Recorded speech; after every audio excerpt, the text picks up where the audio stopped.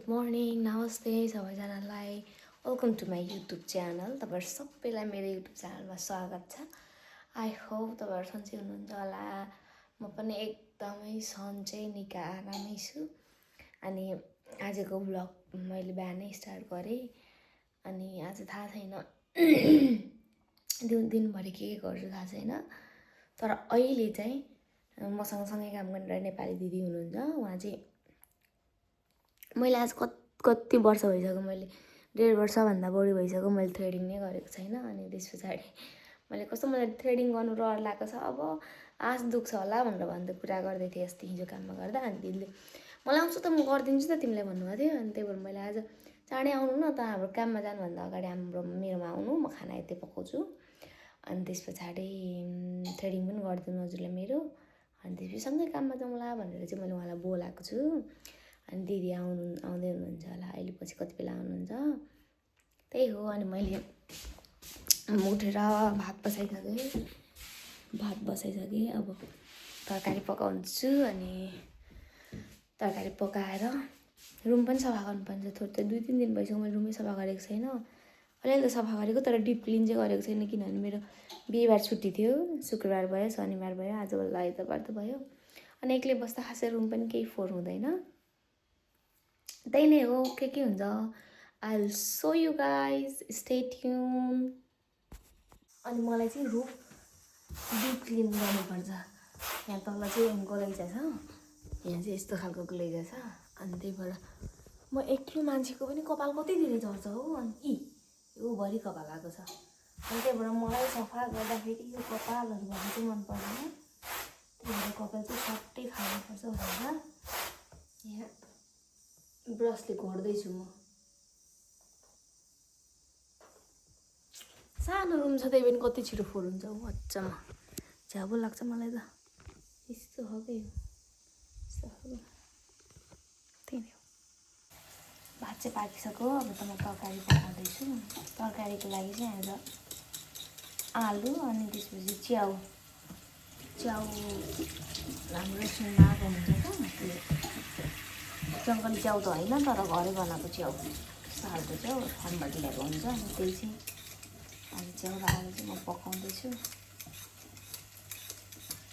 मलाई कस्तो मनपर्छ क्या च्याउ, नेपालमा पनि मन पर्थ्यो। च्याउको त्यो माथिको छाता जस्तो भन्दा पनि मलाई त्यसको खुट्टा चाहिँ कस्तो मनपर्छ, खान पनि मजा लाग्छ। अनि यहाँ फेरि मान्छेले त्यस्तो पकाएर खाँदैन, ओनियनसँग पकाएर, त्यही पनि वाइनहरू हालेर, ब्रान्डीहरू हालेर खान्छन्। अब हामी नेपाली तरिकाले पकाएर खान्छौँ, त्यही त हो फरक।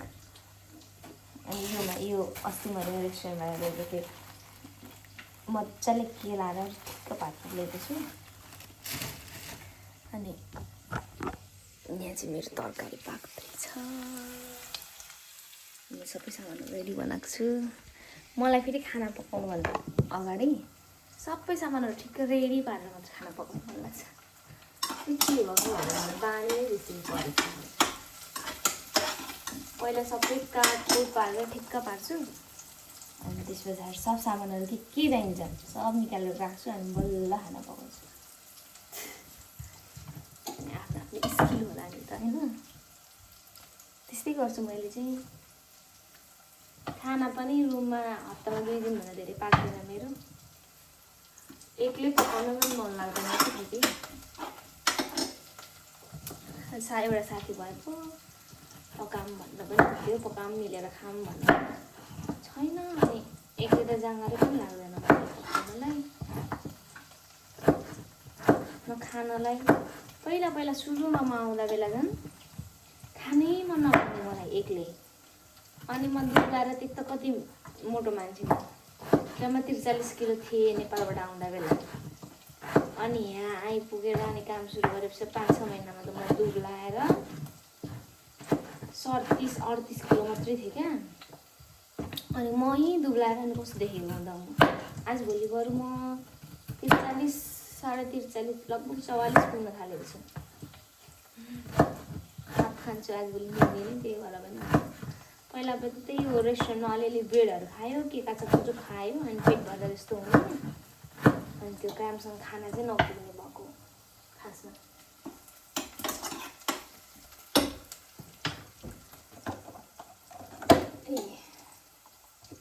खाना फेरि यो मसला खाने डब्बा पनि विशाल पनि सकिएको छ हौ।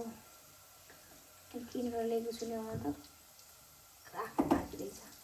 मसला राख्नलाई त्यो ठुलो भाँडाभन्दा पनि सानो बनायो भने मलाई सजिलो हुन्छ भनेर मैले सानो बनाएर हिँडेर राखेको छु क्या, कि मलाई सजिलो होस् भनेर।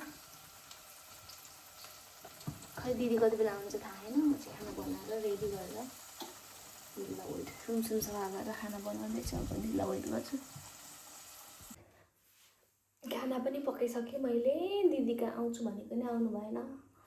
12 बजिसक्यो। अब 1 बजी त फेरि काममा जानुपर्छ। त्यही भएर अब खाना खाने पर्यो। कहाँ जानु भयो, फोन पनि उठाउनु भएन।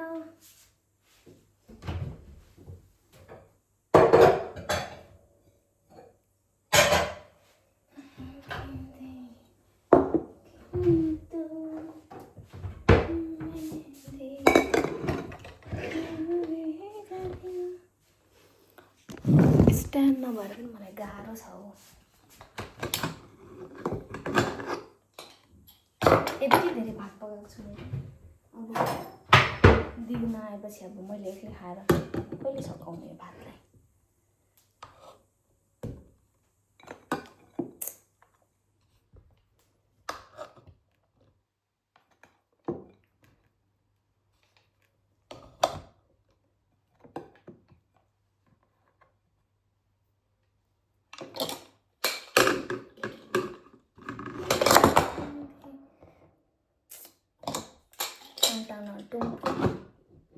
धेरै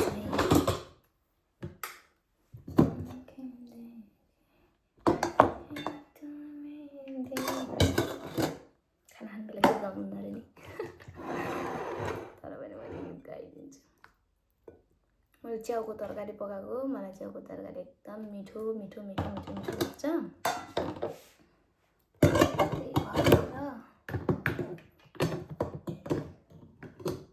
ठाउँ पनि केही छैन हौ छ्याउ लाग्दो। अनि त्यसमा थोरै अचार पनि छ।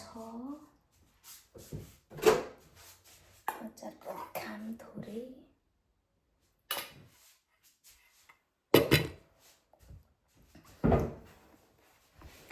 यो कुर्सी पनि किनेको छैन।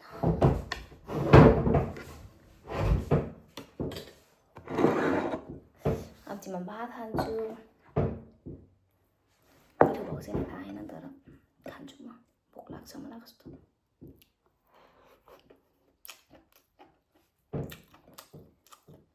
ए फेरि खाए ल भन्नु बिर्सेछु। खाए ल।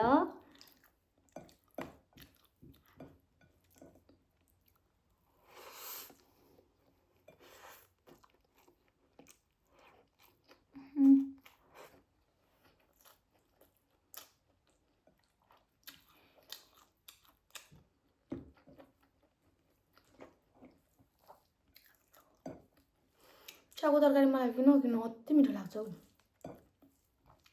मेरो बानी मेरो कस्तो छ भनेपछि धेरै मसला राखेको चिज केही पनि मन पर्दैन। सादा मनपर्छ। अनि मलाई सिन्की र आलुमा टमाटर पनि हालेको मन पर्दैन। आलु जिरा हालेर आलु भुटेर अनि पछि सिन्की हालेर सादा झोल त्यस्तो मनपर्छ।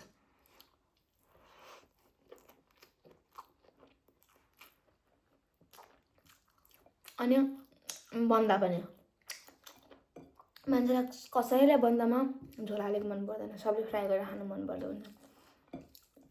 मलाई फेरि बन्दामा झोल हालेर मन पर्छ। टमाटर धेरै हालेर झोल हालेर चुक्लो चुक्लो बनाएर त्यो मन पर्छ फेरि।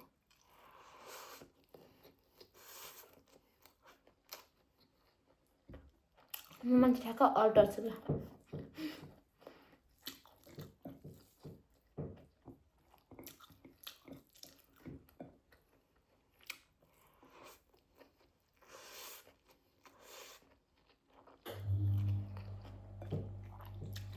मैले एक्लै बस्नु लागेपछि एक्लै खाना खाँदा जहिले मुख बाँगेर खाने। मुकबाङ त मेरो साथी जस्तो भएको मुकबाङ हेऱ्यो अनि खायो अनि अहिले चाहिँ भिडियो बनाउँदैछ भने आफै देखिन्छ नि त आफै साथी जस्तो हुन्छ